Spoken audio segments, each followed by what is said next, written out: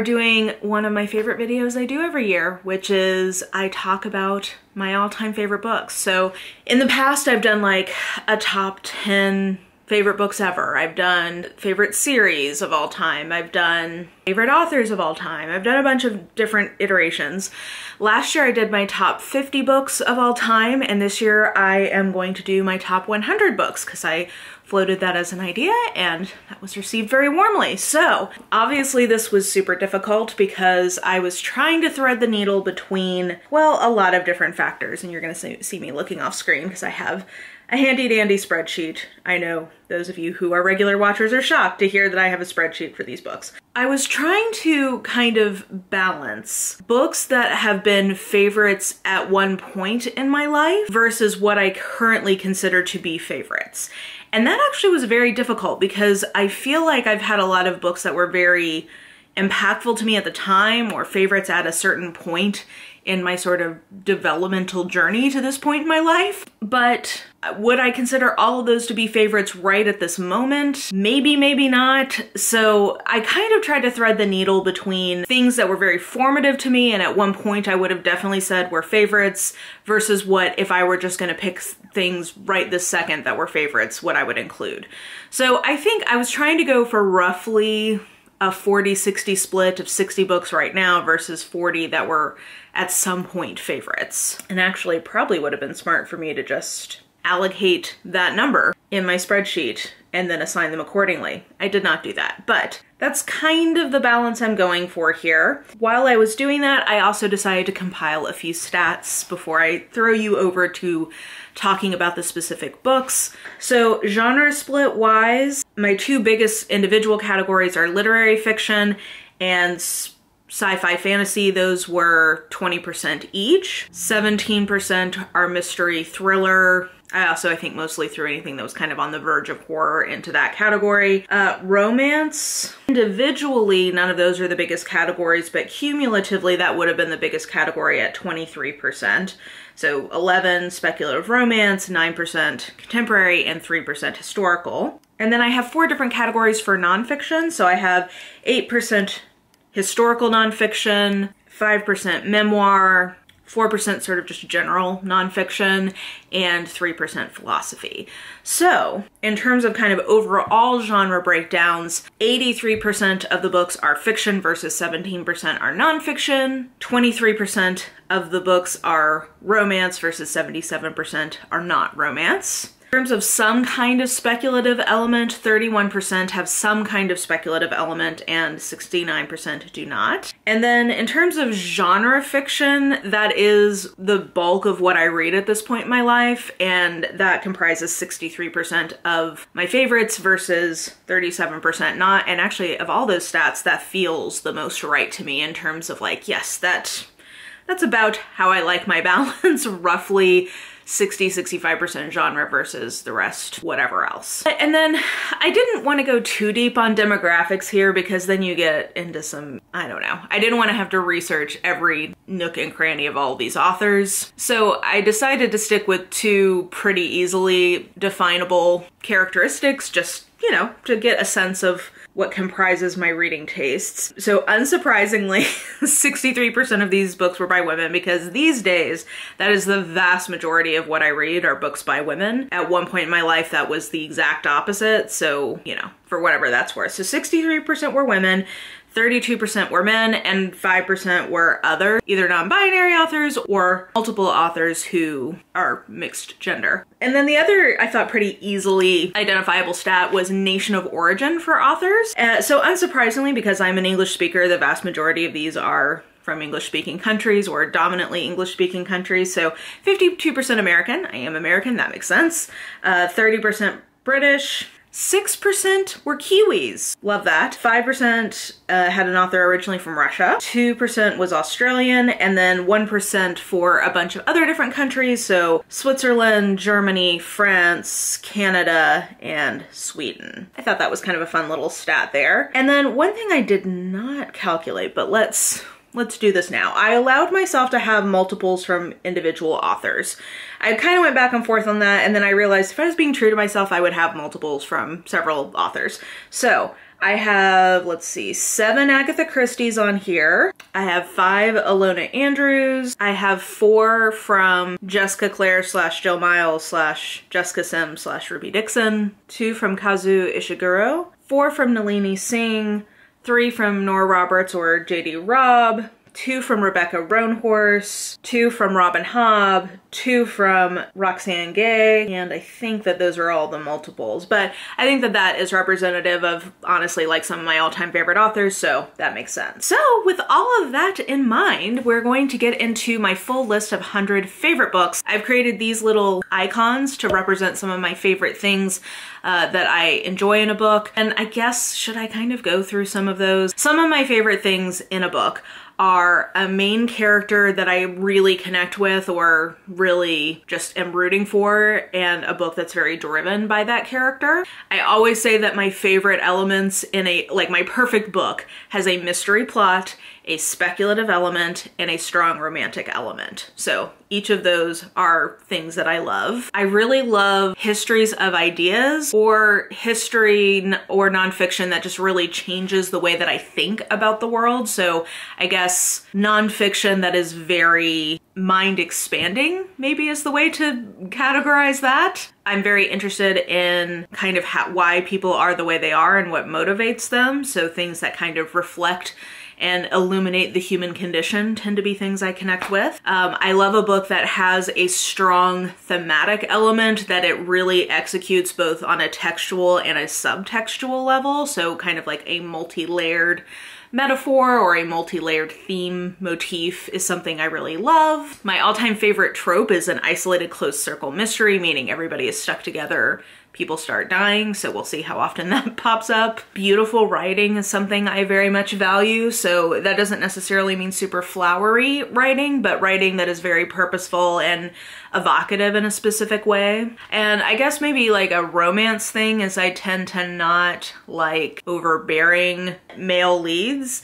So I like a himbo, I like a protective alpha, I like a, you know, cinnamon roll or like a geeky hero. I like all of that. If a book can make me cry and it's truly earned making me cry, that's something that I love, as opposed to feeling sort of emotionally manipulative. If it feels like earned tears, I enjoy that. I enjoy just a cool world or a cool premise. So sort of the wow factor in the story setup is something that usually will work pretty well on me. I also love it when a book delivers on the promise of the premise, meaning it is a really cool idea and it really executes that cool idea well. So those probably kind of go together. I do really enjoy sort of like isolation type stories. So people being snowed in together, a small town or a small community. Those tend to be things that really work for me. And then I guess the last thing I can think of right now, at least, is found family. I really enjoy having either in one standalone story a really strong dynamic of a actual or a found family, or I really love it if there's a series where we really fall in love with the cast of characters. So those are the things I can kind of think of, and I will try to put these little icons on the screen for the books where I feel like they apply. I will also try to flag if I feel like it was a very formative book for me. So part of what I'm enjoying about it is what it did for me kind of at a specific point in my reading journey. I'll try to indicate that. But yeah, I guess without further ado, we will get to the books. I'm going to organize them by genre so that if you want to skip to certain sections, you can. I guess I will just throw you over there. All Systems Red by Martha Wells. Black Sun by Rebecca Roanhorse. Heartstone by L. Catherine White. Howl's Moving Castle by Diana Wynne Jones. Johannes Cabal the Detective by Jonathan Howard. Never Let Me Go by Kazuo Ishiguro. One Fell Sweep by Alona Andrews. Percy Jackson and the Last Olympian by Rick Riordan. Ring Shout by P. Djeli Clark. Sabriel by Garth Nix. The Golden Fool by Robin Hobb. The Library at Mount Char by Scott Hawkins. The Lord of the Rings by J.R.R. Tolkien. The Mad Ship by Robin Hobb. The Magician's Nephew by C.S. Lewis. The Perilous Guard by Elizabeth Marie Pope. The Poppy War by R.F. Kuang. The Rook by Daniel O'Malley. The Sparrow by Mary Doria Russell. Trail of Lightning by Rebecca Roanhorse.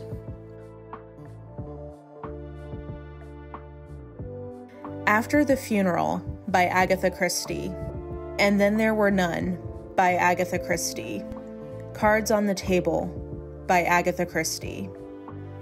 The Collected Short Stories of Sherlock Holmes by Sir Arthur Conan Doyle. Crooked House by Agatha Christie. Death on the Nile by Agatha Christie. Jane Doe by Victoria Helen Stone. Killer Instinct by Jennifer Lynn Barnes. Moonflower Murders by Anthony Horowitz. Murder on the Orient Express by Agatha Christie. Sleeping Murder by Agatha Christie. The Broken Girls by Simone St. James. The Cat Who Turned On and Off by Lillian Jackson Braun. The Historian by Elizabeth Kostova. The Obsession by Nora Roberts. Treachery and Death by J.D. Robb. Whiskey Beach by Nora Roberts. A Lot Like Love by Julie James.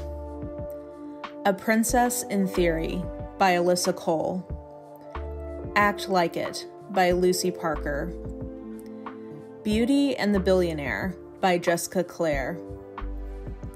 One Night with Her Best Friend by Noelle Adams. Playing Games by Jessica Clare. Rock Hard by Nalini Singh. Take a Hint, Danny Brown by Talia Hibbert. The Wall of Winnipeg and Me by Mariana Zapata. A Kiss for Midwinter by Courtney Milan. A Week to Be Wicked by Tessa Dare. The Highlander Takes a Bride by Lindsay Sands. Caressed by Ice by Nalini Singh. Devi's Distraction by Ruby Dixon. Heart of Obsidian by Nalini Singh. Kiss of Snow by Nalini Singh. Magic Bleeds by Alona Andrews. Magic Breaks by Alona Andrews.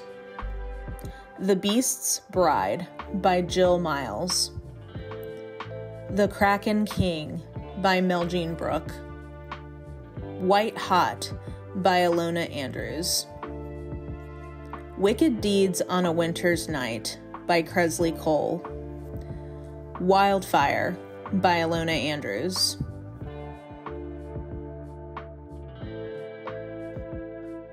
A Good Man is Hard to Find by Flannery O'Connor. A Heart and a Body in the World by Deb Coletti. Aidi by Roxane Gay. Candide by Voltaire. Gerard Manley Hopkins, The Major Works by Gerard Manley Hopkins. Gilead by Marilyn Robinson. Heidi by Joanna Spiri. Her Body and Other Parties by Carmen Maria Machado. Jane Eyre by Charlotte Bronte. Mrs. Dalloway by Virginia Woolf. Pride and Prejudice by Jane Austen. The Bloody Chamber and Other Stories by Angela Carter. The End of the Affair by Graham Greene. The Haunting of Hill House by Shirley Jackson. The Merchant of Venice by William Shakespeare. The Most of P.G. Wodehouse by P.G. Wodehouse. The Picture of Dorian Gray by Oscar Wilde.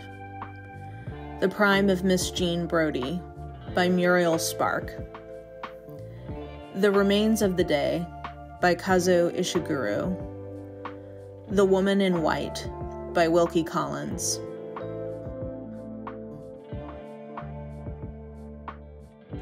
Eloquent Rage by Brittany Cooper. Hunger by Roxane Gay. March by John Lewis. Mouse by Art Spiegelman. My Life in France by Julia Child. Bad Blood by John Carreyrou.